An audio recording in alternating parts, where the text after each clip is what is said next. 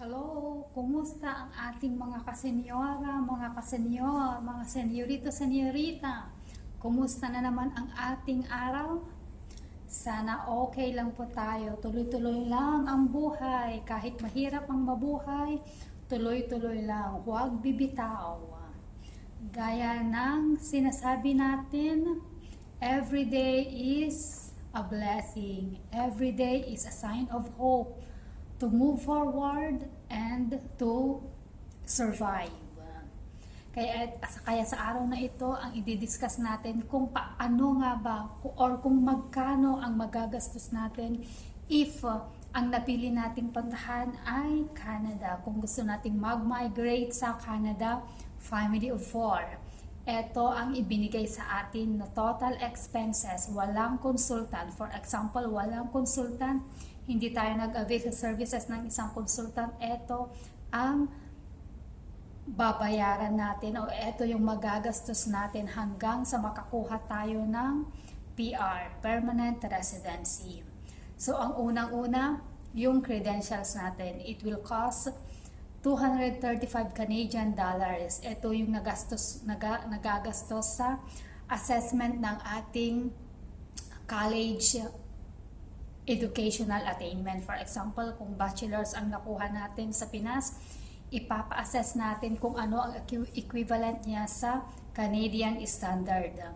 So, pwede kang magpa-assess sa ICAS o kaya sa WES. Depende sa'yo. Pero karamihan nagpapa-assess sila sa WES kung college graduate sila. Pero kung vocational ang kinuha nila, doon sila sa ICAS, International Qualification Assessment. Doon sila nagpapa-assess.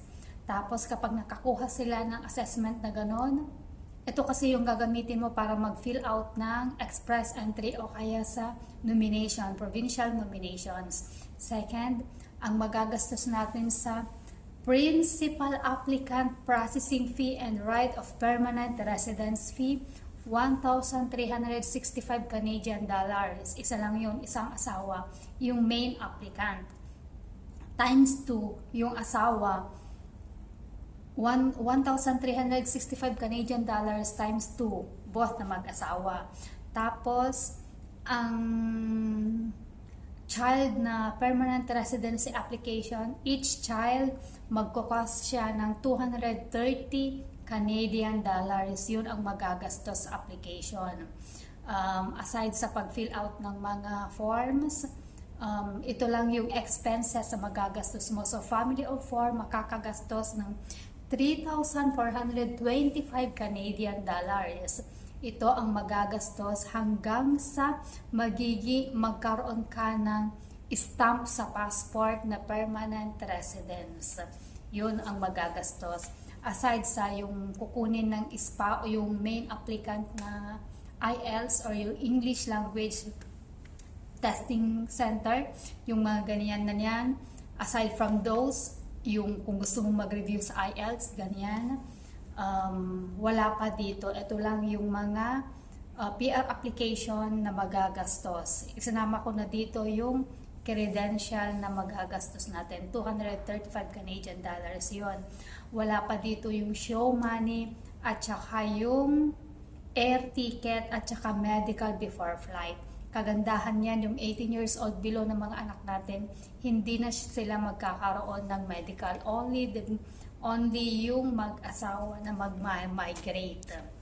Yan. So, ang show money ng 4 members, magkukos yan ng show money lang naman, 22,000 Canadian dollars.